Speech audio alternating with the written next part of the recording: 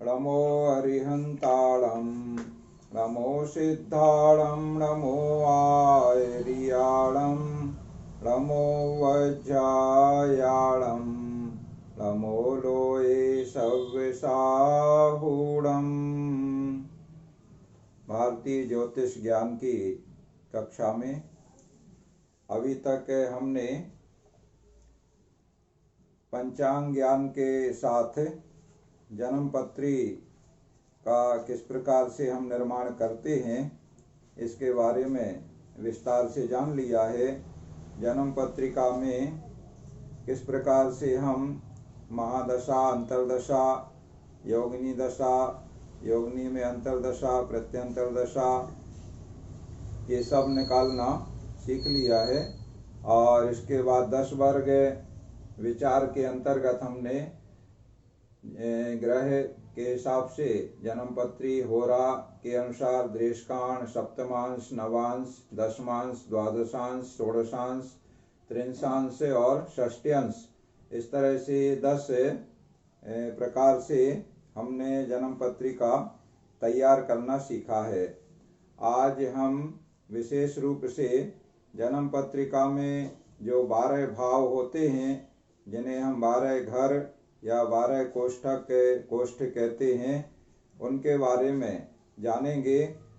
पूर्व में जब हम जन्म पत्रिका निर्माण की विधि सीख रहे थे तब हमने ये प्रकरण शुरू किया था और उसमें प्रथम भाव, द्वितीय भाव और तृतीय भाव के बारे में आपको जानकारी दी थी। उसके बाद विशेष रूप से पंकज जी की इच्छा के अनुसार जन्म पत्रिका जल्दी निर्माण करना सीखना था, इसलिए शेष भाव के बारे में उस समय चर्चा नहीं हो पाई थी। तो प्रथम भाव से लेके द्वादश भाव तक आज हम प्रथम, द्वितीय, तृतीय को संक्षेप में जान लेते हैं और चतुर्थ से हम विस्तार से समझते हैं। देखो, 12 भाव तो आप समझ ही रहे हैं, हम स्क्रीन पर लिखते हैं 12 भाव, तो उससे आपको और क्लियर हो जाएगा। ये हम स्क्रीन निकाल लें।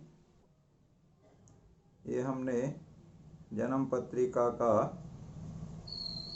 प्रारूप बना लिया और इस प्रारूप में हमने इस तरह से 12 खंड कर लिए। इनको 12 भाव कहते हैं और इन 12 भाव को अभी हम क्रम से नंबर, भावों के क्रम में ही नंबर दे रहे हैं। 1, 2, 3, 4, 5, 6, 7, 8, 9, 10, 11 और 12, ये तो हमारा क्रम रहता है। ये तो आप जानते ही हैं, प्रथम भाव लग्न कहलाता है और इसके बाद शेष जो भाव हैं हमारे, इनकी संज्ञा क्या है, इसे हम अब दूसरे बोर्ड पर, नया बोर्ड हम निकालते हैं, उस पर फिर से लेते हैं। इसको हम थोड़ा और अच्छा बड़ा सा बना ले रहे हैं, जिससे उसमें हम भावों के नाम भी लिख सकेंगे। ये हमने जन्म पत्रिका का प्रारूप इस तरह बना लिया, 12 भाव।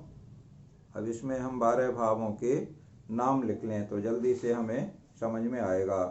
तो पहला तो लग्न भाव आप जान ही रहे हैं, इसको तनु भाव भी कहते हैं। लग्न भाव को तनु, तनु से मतलब अपने शरीर से संबंध होता है विशेष रूप से।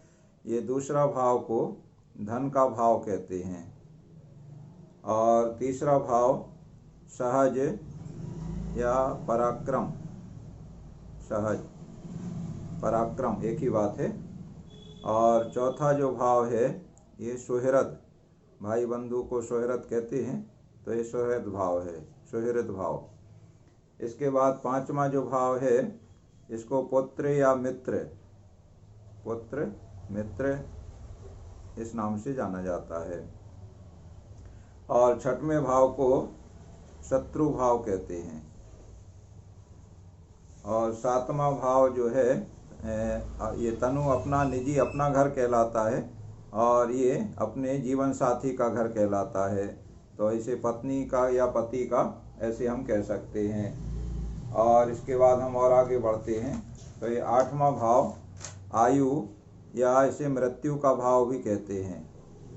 आयु या कोष्ठक में हम लिख दें मृत्यु।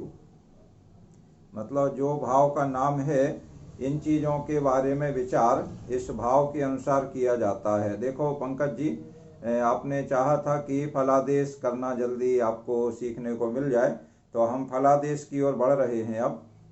अब ये 8 के बाद ये 9वां भाव है, इसको धर्म या भाग्य, धर्म कहें, धर्म का या भाग्य का भाव कहते हैं। भाव माने घर, ठीक है। इसके बाद ये 10वां है, ये कर्म। तो याद करने को धर्म कर्म ऐसे याद कर लेते हैं। और 11वां भाव है ये आय, और अंतिम भाव है ये व्यय। तो अब ये 12 भाव के नाम पहले तो साधारण रूप से एक शॉर्ट में याद कर लिए जाते हैं, जिससे इन भावों के बारे में सरलता से हम, जैसे ही कोई जन्म पत्रिका का चक्र हमारे सामने आता है, तो हम तत्काल किस विषय पे उस जातक के प्रश्न के अनुसार या उसकी जिज्ञासा के अनुसार विचार करना है। जैसे उसके शरीर के संबंध में हमें विचार करना है, और शरीर के साथ में उसका रंग रूप, उसके शरीर से संबंधित उसके जातक का स्वरूप कैसा है, हाइट, ये सारी चीज़ें हमें तनुभाव से पता चल जाती हैं। उसकी जाति, आयु का भी निर्धारण ऐसे 8वें भाव से होता है, लेकिन पहले भाव का भी रोल आयु के निर्धारण करने में होता है। देखो ज्योतिष में ये विशेषता है, कोई भी विषय का निर्णय या कोई भी प्रश्न का निर्णय एक प्रकार से नहीं होता है, अनेक प्रकार से होता है। और उन अनेक प्रकारों से निर्णय करके फिर उसको हम एवरेज निकालते हैं कि कौन सा निर्णय ज़्यादा प्रभावी है, और उसके अनुसार फिर फलादेश किया जाता है। अगर एक आधार से हमने कोई भी फलादेश कर दिया, तो उसके प्रतिपक्षी कोई दूसरे प्रकार का फलादेश बता रहा होगा, ऐसा भी होता है। तो उससे फलादेश से हमारा पहले प्रकार का फलादेश कट जाएगा। जैसे किसी के तनुभाव में स्वस्थ रहने का है, हमने स्वस्थ रहने का उसको बता दिया, लेकिन यहाँ हमने 8वें भाव में देखा या मृत्यु आयु का हमने निर्धारण किया, तो आयु उसकी बहुत कम है। तो बहुत कम है तो फिर वो दीर्घायु नहीं होगा, तो स्वस्थ तो रहेगा लेकिन आयु उसकी कम रहेगी। तो ऐसा स्वस्थ रहना और आयु उसकी अगर कम है, अल्पायु है, तो फिर वो हमारा निर्णय उचित नहीं कहलाएगा। तो ये समग्र रूप से बहुत सारी चीज़ें एक साथ देखना रहती हैं।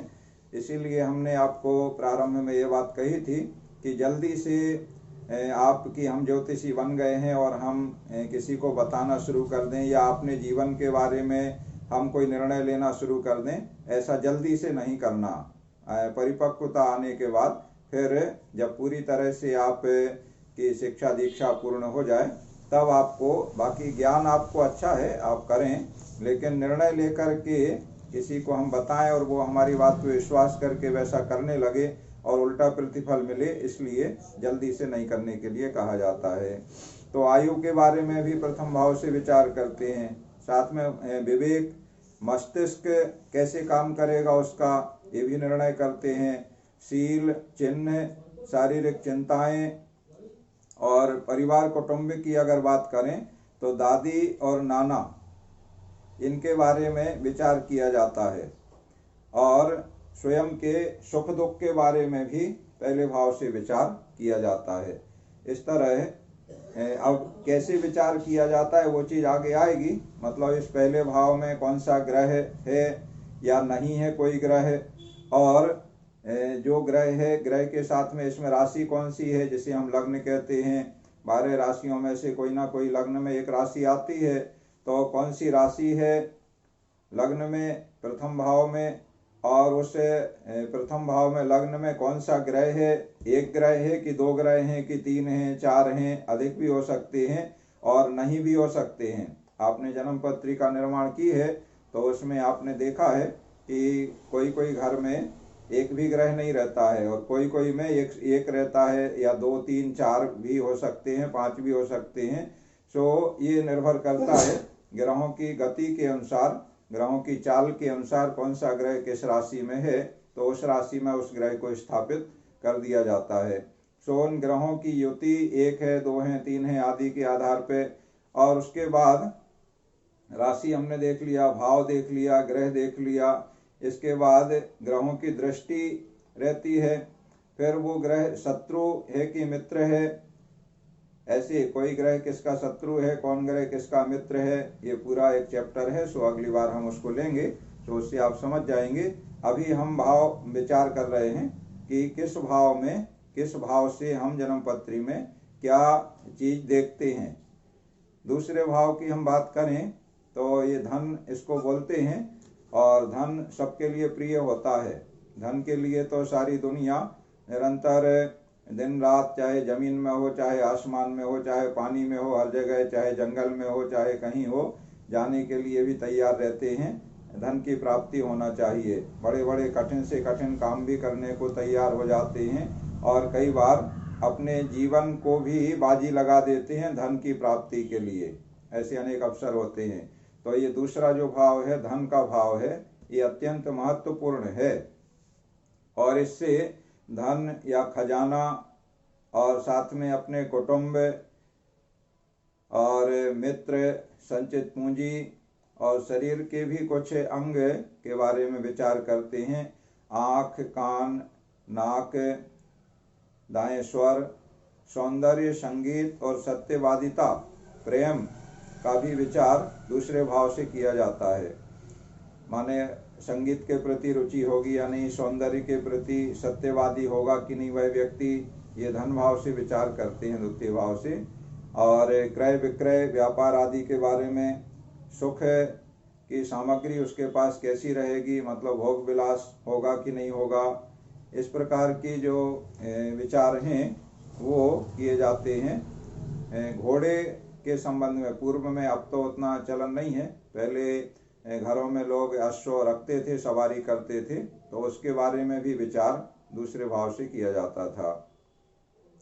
तीसरे भाव की अगर हम बात करें, सहज भाव या इसी को पराक्रम बोलते हैं, यहाँ जगह नहीं है इसलिए हमने नहीं लिखा। तो पराक्रम भाव से अपने सगे भाई बहन कितने हैं, माने जिसकी ये जन्म पत्रिका है, जिसके बारे में हम विचार कर रहे हैं, इसके सगे भाई बहन कितने हैं या कितने होंगे, अभी नहीं है तो आगे होंगे, तो उनके बारे में, फिर वो सगे भाई बहन का आपस में किस तरह के संबंध रहेंगे, ये सारा विचार किया जाता है तृतीय भाव से, सहज भाव से। उसके पराक्रम का विचार किया जाता है, कैसा रहेगा पुरुषार्थी वह व्यक्ति जिसकी जन्म पत्रिका हम देख रहे हैं, कैसा पराक्रम रहेगा, या दूसरे की नौकरी चाकरी करेगा, दास कर्म करेगा, उसके हाथों की ताकत, आभूषण वगैरह, आयु का विचार भी देखो पहले भाव में करते हैं, इस तीसरे भाव में भी करते हैं। उसके साहस का विचार, जैसे कहीं पर्वतारोही या कहीं इस प्रकार के साहसिक काम करना है तो उसमें इसकी कितनी रुचि रहेगी, ये करेगा कि नहीं करेगा, तो ये विचार भी तीसरे भाव से करते हैं। उसका शौर्य पराक्रम से ही संबंधित है, और धैर्य कितना रहेगा, मतलब जल्दी अधीर हो जाएगा या धैर्यवान रहेगा ये जातक, ये विचार करते हैं। साथ में उसके कंठ के बारे में, कंठ से मतलब गला उसका कैसा होगा, गायक वगैरह के क्षेत्र में जैसे कोई अगर ऐसा प्रश्न करता है कोई जातक आकर के कि हमें ऐसा चांस मिल रहा है और हम इस दिशा में आगे बढ़ना चाहते हैं, तो इसमें हमें कितना योग इससे हमारी जन्म पत्रिका में दिख रहा है, तो इस तीसरे भाव से उसके गायन कला के बारे में विचार किया जा सकता है। वह जातक दयावान है कि नहीं, भ्रमित योगाभ्यास के बारे में भी, और दास दासी और कुटुंबी जनों के बारे में भी विचार करते हैं। तो खास तौर से उसके चाचा मामा इनके बारे में विचार किया जाता है, और कुछ बीमारियों का भी निर्णय तृतीय भाव से किया जाता है। गंभीर बीमारियों के बारे में खास तौर से, जैसे कोई दमा, श्वास, खांसी या टीबी की बीमारी, ये तृतीय भाव से पता चल जाती है। तो कैसे पता चलती है कि ये तृतीय भाव अगर कमजोर होगा, पाप ग्रह इसमें होंगे, पाप ग्रह से दृष्ट होगा, मित्र नहीं शत्रु ग्रह इसमें होंगे, तो ये सारी चीजें उसको विपरीत जाएंगी, माने अच्छा नहीं होगा उसके जीवन में। तो इस तरह की कोई गंभीर बीमारी के संकेत भी इससे मिल सकते हैं। इसी तरह से हम आगे बढ़ते हैं, चौथे सुहृद भाव के बारे में विचार करते हैं। तो सुहृद भाव ये केंद्र कहलाता है। ये 1, 4, 7 और 10 जो बीच में हम देख रहे हैं चारों भाव, इसे केंद्र कहते हैं। तो सुहृद भाव जैसे लग्न केंद्र में है, उसी तरह से सुहृद भाव केंद्र कहलाता है जन्म पत्रिका का। तो केंद्र के 4 भावों में ये लग्न के बाद दूसरा है। और इससे विचार करते हैं विशेष रूप से उस जातक के माता पिता के बारे में। मतलब माता पिता का उसको कितना सहयोग होगा, या माता पिता के लिए यह कितना सहयोग करेगा, इसी के साथ में वह सुखी रहेगा या नहीं रहेगा। मतलब उसके जीवन में सुख है। कई लोग ऐसे रहते हैं कि हमारा सारा इतनी उम्र बीत गई है, कभी हमने सुख नहीं देखा, पंडित जी बताओ जरा हमारी पत्रिका के अनुसार अब हमें सुख मिलेगा कि नहीं मिलेगा। तो हम इससे चौथे भाव से विचार कर सकते हैं उसके लिए आगे सुख के योग हैं या नहीं है, या बचपन में ही जिसकी हम जन्म पत्रिका बना रहे हैं, अभी जन्म ही हुआ है, बच्चा है, तो आगे सुखी रहेगा, इसके बारे में विचार हम कर सकते हैं। देखो पहले भाव से भी सुख दुख का विचार होता है और इस चौथे भाव से भी होता है। वही बात हम आपको बता रहे हैं कि समग्र रूप से हमें निर्णय लेना रहता है।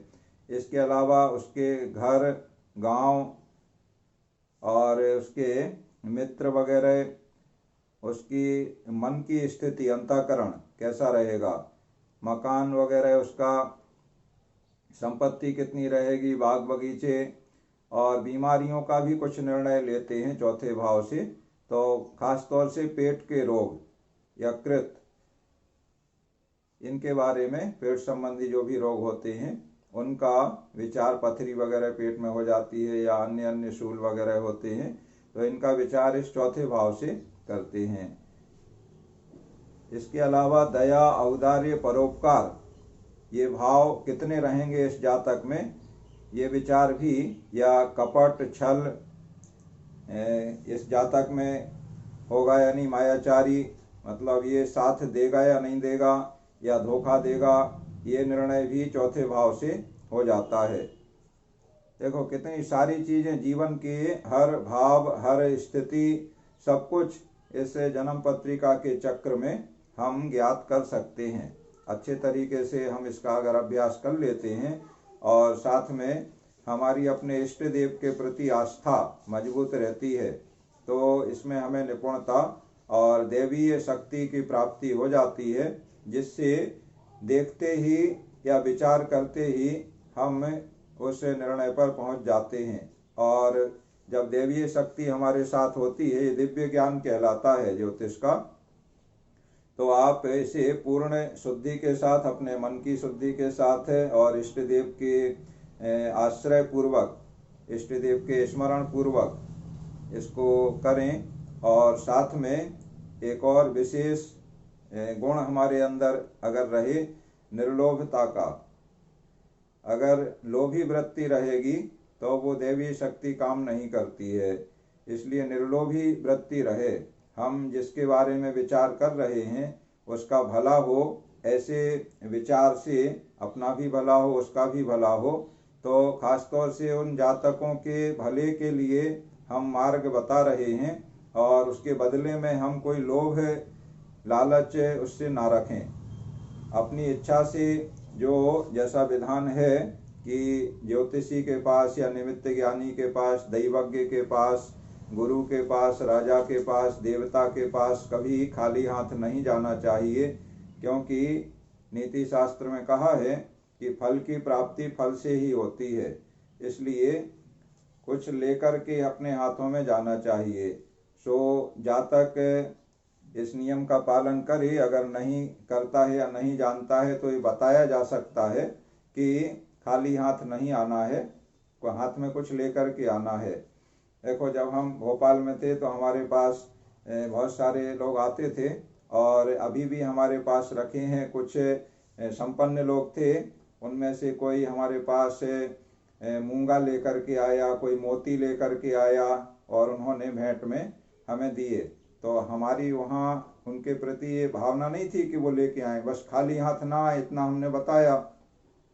कोई सामान्य फल लेकर के आता था, कोई श्रीफल लाया, कोई बादाम ही लेकर के आ गया, कोई लौंग ही लेकर के आ गया और साथ में कुछ रुपया वगैरह सिक्का जो भी अपने लेकर के आया। लेकिन हम सहज भाव से उनका काम पूरी निष्ठा के साथ में करके उनको बताए और लोगों को लाभ भी हुआ। तो आप जो लोग जुड़े हैं इस भारतीय ज्योतिष विद्या के ज्ञान को सीख रहे हैं, उन सब से हमारी यही आपको प्रेरणा है हमारी ओर से कि आप भी बिल्कुल निस्वार्थ भाव से निर्लोभता पूर्वक इस कार्य को करें, लोगों के लिए, उनके भले के लिए। आपका भला अपने आप होगा, ठीक है ना। तो हम विचार कर रहे हैं चौथे सुहृद भाव से। तो इससे छल कपट के बारे में भी पता चलता है कि ये सामने वाला व्यक्ति कैसा है, मायाचारी वगैरह तो नहीं कर रहा है या कर रहा है या करेगा। जैसे कोई दो लोगों में मित्रता उनको करना है, कोई को साझे का व्यापार करना है, तो वो उसमें सफल होंगे कि नहीं होंगे, कि आपस में एक दूसरे को अगर विश्वास नहीं है और धोखा देने का भाव है तो सफलता संदिग्ध रहेगी, स्वाभाविक है। तो इन चीज़ों का विचार किया जाता है। पांचवें भाव की हम बात करें तो पुत्र के बारे में या मित्र के बारे में। देखो जैसे पुत्र और उसी तरह से मित्र, ये एक दूसरे का उपकार करने वाले होते हैं। और ये जो पंचम भाव है ये त्रिकोण कहलाता है। 1, 5 और 9 पूर्व में हमने संज्ञाएं आपको बताई थी, आप पन्ने पलटेंगे या आपको याद हो। तो 1, 5 और 9 माने एक पहले भाव को लग्न भी कहते हैं, लग्न के साथ में केंद्र भी कहलाता है और केंद्र के साथ में त्रिकोण भी कहलाता है। तो 1, 5 और 9 ये त्रिकोण कहलाता है। तो ये पांचवा जो भाव है ये त्रिकोण भाव है। ये विशिष्ट संज्ञाएं हैं इन भावों की, और इससे विचार जो करते हैं वो संतान पुत्र के बारे में विशेष रूप से करते हैं। इसी के साथ में बुद्धि कैसी रहेगी ज्ञान और बुद्धि, बुद्धि का मतलब कितना अच्छा कोई भी कार्य वो कर रहा है तो उसे कर सकेगा। तो जितनी अच्छी बुद्धि होगी उतना अच्छा वो कार्य करेगा। सो बुद्धि के बारे में विचार करते हैं। साथ में मैनेजमेंट का विशेष रूप से, ये जो BBA MBA करते हैं विभिन्न विषयों में, तो वो उसमें सफल कितने सफल होंगे, कितनी हद तक उनको सफलता मिलेगी। या जो कोई कंपनी वगैरह चलाते हैं तो उसमें उसके प्रबंध में वो कितनी कुशलता से आगे बढ़ेंगे, तरक्की करेंगे, इसके बारे में विचार किया जाता है। और पुत्र भाव है तो स्वाभाविक है कि संतान के बारे में इससे विचार किया जाता है। एक संतान होगी कि 2 संतान होंगी, इसकी कितनी संतान होंगी, कैसी संतान होंगी, इस प्रकार से। और बुद्धि और विद्या ये तो साथ में है ही। जातक विनयवान होगा कि नहीं, नीति वगैरह का पालन करने वाला, व्यवस्था, ये सब मैनेजमेंट से संबंधित हैं। और साथ में मामा वगैरह का कुटुंब के बारे में विचार करते हैं कि मामा की ओर से इसको कुछ सहयोग लाभ मिलेगा कि नहीं मिलेगा। और नौकरी अगर कोई कर रहा है तो नौकरी चलेगी या नौकरी छूट जाएगी, इसके बारे में भी इस पांचवें भाव से विचार करते हैं। देखो बहुत सारे हमारे आप लोग जो क्लास में जुड़े हैं भारतीय ज्योतिष विद्या में, आप लोगों में से भी कई लोगों के प्रश्न हमारे पास आते हैं, आप लोग लिखते हैं। सो हम आपके प्रश्नों का समाधान तो करते ही हैं, कोशिश करते हैं समाधान आपको मिले। साथ में हमारा ये भी साथ में प्रयास है कि आप स्वयं अपने प्रश्नों का समाधान करने लग जाएं। अभी प्रारंभिक अवस्था में ही दूसरों को नहीं बताएं, लेकिन अपने प्रश्नों का समाधान तो आप ज्ञान सीखने के साथ साथ कर सकते हैं। तो कुछ लोगों के प्रश्न हमारे पास आए नौकरी के संबंध में, तो उनके लिए विशेष रूप से वो अपने बारे में स्वयं भी इस भाव से देखेंगे तो वो स्वयं समझ जाएंगे कि क्या कमी थी, इस वजह से ऐसा हो रहा है। और ज्योतिष में संकेत हमें मिल जाते हैं कि ऐसा किस कारण से हो रहा है, या आगे चल के कैसा होगा हमारे जीवन में। फिर अगला जो इसका चैप्टर आता है, अगला पाठ आता है, वो इस बात का होता है कि हम अपने जो भी हमें जानकारी हो गई है कि ऐसा हमारे साथ होने वाला है, तो उसमें परिवर्तन कैसे करें।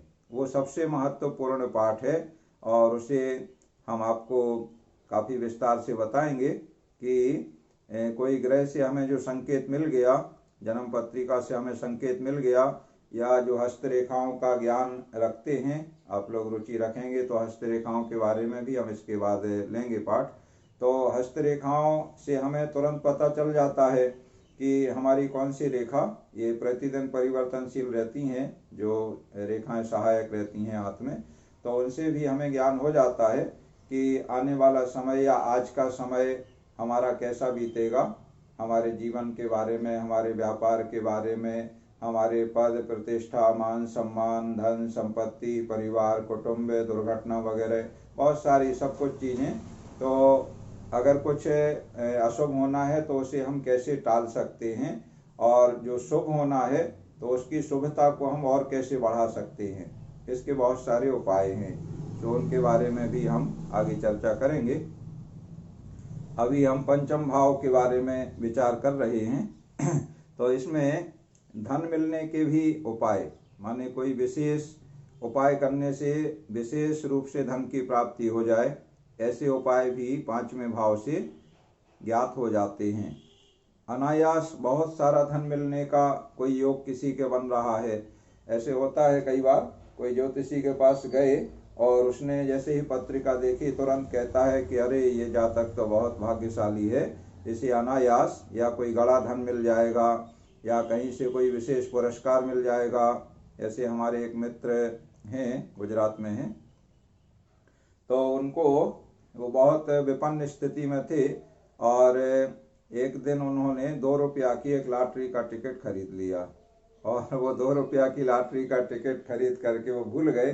जब रिजल्ट निकला तो उन्हें, बहुत पहले की बात बता रहे हैं हम आपको, 30, 32, 35 साल पहले की, तो उनको 5 लाख रुपया लॉटरी उस समय निकल आई। अब उस समय तो 5 लाख रुपया बहुत बड़ी चीज़ होती थी, अभी भी 5 लाख काफ़ी होता है। आज की स्थिति में देखें तो 5 लाख करोड़ों की स्थिति में जाएंगे। तो उनकी सारी विपन्नता उससे दूर हो गई और मतलब इस तरह अनायास उनको बहुत धन लाभ हो गया।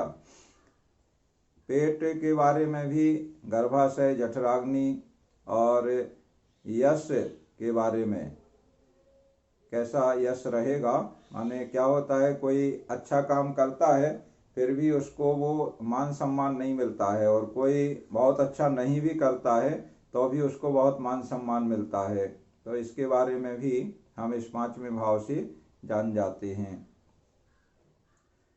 अब हम बात करते हैं 6वें शत्रु भाव के बारे में। शत्रु भाव, शत्रु तो आप समझते ही हैं, जो हमारे लिए हमेशा खतरा बना रहता है और हमारे हर काम में विघ्न पैदा करता है, वो शत्रु भाव कहलाता है। और इस शत्रु भाव से शत्रुओं के बारे में चिंताजनक कोई भी कार्य है जिससे चिंता जिसकी हो सकती है, शंका हो सकती है, उसके बारे में कोई रोग पीड़ा वगैरह हो सकती हैं, तो उनके बारे में भी विचार किया जाता है। और अपने परिवार कुटुंब की बात करें तो मामा की स्थिति के बारे में इससे विचार किया जाता है। इस प्रकार से शत्रु भाव से हम अपने बीमारियां और शत्रु वगैरह के बारे में विशेष रूप से जान सकते हैं। अब 7वें पत्नी या पति, जाया का भाव कहलाता है, ये 7वां घर है और ये अपने निजी घर के सामने रहता है। तो आमने सामने अपना घर और पत्नी का घर, अपना से मतलब लग्न, लग्न अपना निजी घर कहलाता है और ये पत्नी का घर। तो पत्नी के घर से हम, और ये केंद्र भी है, 1, 4, 7, 10 ये केंद्र कहलाते हैं। केंद्र में जो ग्रह रहते हैं, शुभ ग्रह रहें तो वो उस जातक के जीवन में बहुत सारी शुभ चीज़ों की वृद्धि कर देते हैं। ज्योतिष में ये बात आई है कि लग्न में या केंद्र में सबसे अच्छा जो शुभ ग्रह होता है वो बृहस्पति माना जाता है। तो बृहस्पति अगर केंद्र में है तो वह 1,00,000 दोषों को दूर कर देता है। अब देखो, बृहस्पति केंद्र में अगर हमें दिख रहा है, लग्न में दिख रहा है और उच्च का है, अच्छी स्थिति में है, तो ऐसी स्थिति में वो 1,00,000 दोषों का, माने बहुत सारे अशुभ योगों की हम बात करेंगे तो ऐसे अशुभ योग बन रहे हैं। जैसे आजकल बहुत प्रचलन में है काल सर्प योग। काल सर्प योग की चर्चा प्राय अक्सर सुनी होगी आप लोगों ने, लोग चर्चा करते हैं और उससे बहुत भयभीत रहते हैं। तो जैसे काल सर्प योग है, उसके कारण से अनेक विघ्न बाधाएं आती हैं, बीमारियां होती हैं, कोई बेटा बेटी हैं उनके शादी विवाह नहीं हो पा रहे हैं तो उसकी फिर वो शांति करवाते हैं। तो ऐसे और भी बहुत सारे योग हैं जो अशुभ योग होते हैं, नुकसानदायक होते हैं। तो ऐसे 1,00,000 दोष हैं अगर जन्म पत्रिका में, तो वो दोष दूर हो जाते हैं बृहस्पति की शुभता और केंद्र में होने से। इसी तरह से शुक्र ग्रह शुभ माना जाता है। तो शुक्र ग्रह की शुभता से 10,000 दोष दूर हो जाते हैं। जैसे दशानन ने बहुत तपस्या की थी, दशानन रावण, समझ रहे ना, तो उसने इतनी तपस्या की कि 1,00,000 विद्याओं को उसने सिद्ध कर लिया था और फिर उन विद्याओं के प्रभाव से उसने अपना शासन किया और अजयता प्राप्त की लंबे समय तक। इसी तरह से उसके भाई कुंभकर्ण वगैरह ने भी बहुत तपस्या की थी, लेकिन वो बीच में विचलित हो गए थे, तो उनको केवल 10,000 विद्याओं की सिद्धि हुई थी। इस प्रकार से तो यहाँ पर 1,00,000 दोषों को दूर करने वाला बृहस्पति और 10,000 दोषों को दूर करने वाला शुक्र होता है। पत्नी भाव की हम बात कर रहे हैं, सप्तम भाव की। तो इससे स्त्री के बारे में तो जानते ही हैं, मदन पीड़ा, स्वास्थ्य, काम चिंता, मैथुन, अंग विभाग, जननेन्द्रिय, विवाह, और इसी के साथ में मृत्यु का भी कुछ अंशों में विचार होता है इस भाव से। ऐसे 8वां भाव मृत्यु के लिए विशेष रूप से है, लेकिन सप्तम भाव से भी कुछ विचार किया जाता है और कुछ व्यापार के बारे में भी इस सप्तम भाव से विचार करते हैं और झगड़े वगैरह के बारे में और कुछ बीमारियों जैसे बवासीर रोग होता है, इस तरह की बीमारियों का विचार इस 7वें भाव से किया जाता है। अष्टम भाव की बात करें, ये बहुत ही महत्वपूर्ण भाव है क्योंकि जीवन सबके लिए सबसे ज़्यादा प्रिय होता है। कई बार ऐसी स्थिति आती है कि कोई बीमारी वगैरह जहाँ से मृत्यु की स्थिति बन रही है, तो लोग अपना सब कुछ खर्च करके भी, बड़े बड़े राजा महाराजा पहले होते थे, तो उनका कोई बीमार हो जाए या वो खुद बीमार हो जाए तो वैद्य को या अन्य लोगों को सारे नगर में इस तरह की घोषणा करा दी जाती थी कि जो भी इस बीमारी को दूर करेगा तो उसे राजा अपना आधा राज्य दे देगा। इस तरह से आधे राज्य की बात क्या, पूरा राज्य हमारा सब कुछ ले लो लेकिन हमारी इस बीमारी को ठीक कर दो या हमारे प्राण बचा लो, इस तरह के भी भाव लोगों के होते हैं। तो ये बड़ा महत्वपूर्ण भाव है, आयु का और मृत्यु का विचार इससे किया जाता है। इसी के साथ में कुछ गंभीर बीमारियों के बारे में इस मृत्यु भाव से विचार किया जाता है, जिनमें मृत्यु तुल्य कष्ट होता है। ऐसी भयंकर बीमारियां, उनके बारे में विचार करते हैं। कितनी आयु इस जातक की होगी वह विचार करते हैं। जीवन मरण, तो किस प्रकार से मरण होगा, कहाँ होगा, इस प्रकार का विचार। मृत्यु का कारण क्या बनेगा, कोई की दुर्घटना में मृत्यु होगी, कोई की पानी से मृत्यु होगी, कोई की आग में जल के मृत्यु होगी या अन्य प्रकार की दुर्घटना होगी या सामान्य मृत्यु होगी या कोई विशेष गंभीर बीमारी के कारण से इसकी मृत्यु होगी। देखो समय पूरा हो रहा है तो हम इस भाव को पूरा करते हैं। शेष भाव के बारे में हम अगली क्लास में विचार करेंगे। आप से हमारी ये उम्मीद रहेगी हमेशा की तरह कि आप देखो, एक बार आपने सुन लिया सो सुनने मात्र से तो सब कुछ याद नहीं होता है, ना समझ में आता है, लेकिन आपको ये बहुत सारी चीज़ें याद करना है।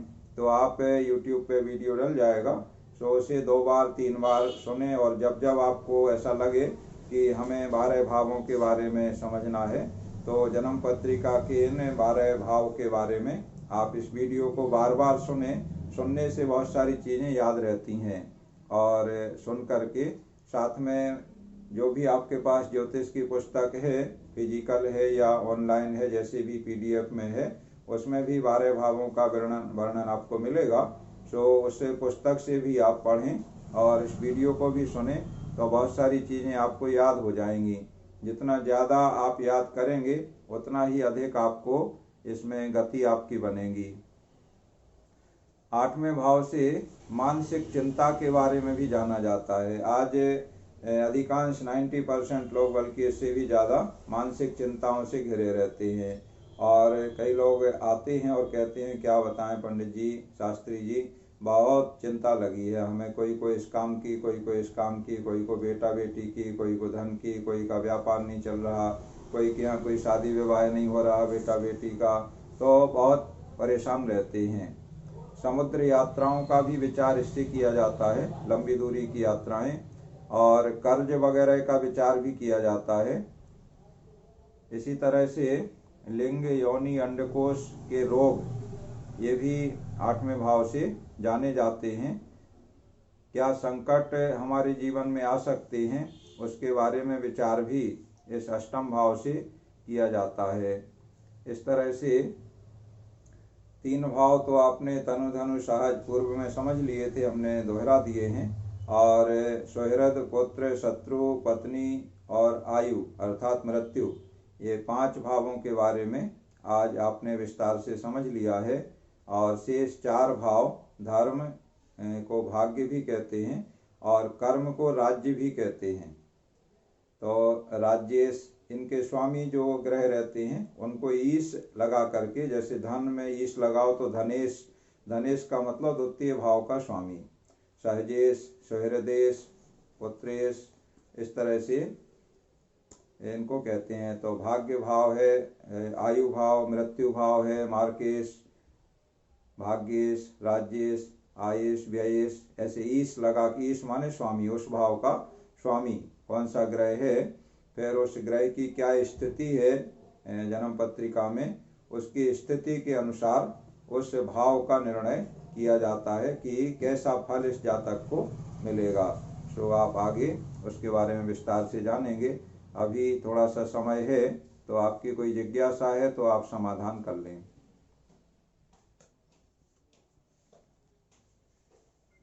हाँ भाई साहब। हाँ जी। हाँ, जन्म कुंडली और चंद्र कुंडली में क्या अंतर होता है? हाँ, बहुत बढ़िया, अच्छा आपने प्रश्न किया है। देखो, जन्म कुंडली जो हम लोग अभी बनाए हैं, जिसमें लग्न को हम 1 में रखते हैं पहले भाव में, वह जन्म कुंडली कहलाती है। और लग्न के स्थान पर हम चंद्र को रखें, माने चंद्रमा जिस राशि में है उस राशि को हम लग्न के स्थान पर रखें। फिर आगे के 12 ग्रह, 12 भाव, जिस तरह से हम लग्न से आगे बढ़ते हैं, मान लो लग्न में 5 आया तो 5, 6, 7, 8 ऐसे हम लिखते हैं। तो इसी तरह से चंद्र जिस राशि में है उसे हम लग्न के स्थान पर रखें, और फिर आगे के भाव लिखें पूरे 12 में राशियां, और उसी अनुसार ग्रह जिस राशि में जो है उसमें स्थापित कर दें, उसे चंद्र कुंडली कहते हैं। अभी चंद्र कुंडली हमने आपको नहीं बताया था, सो आपने प्रश्न कर लिया है, समय आने पे हम आपको बता देते बीच में। सो बस इतना ही है, उसमें और कुछ नहीं है। बाकी फलादेश चंद्र कुंडली से भी होता है और जन्म कुंडली से भी होता है। सो फलादेश के प्रकरण में हम उसको ले लेते, इसलिए बीच में नहीं रखा था। समझ गए आप? जी भाई साहब जी। चलो, इस प्रकार आज की क्लास पूर्ण होती है। सभी के लिए जय जिनेन्द्र। नमो अरिहंताणम।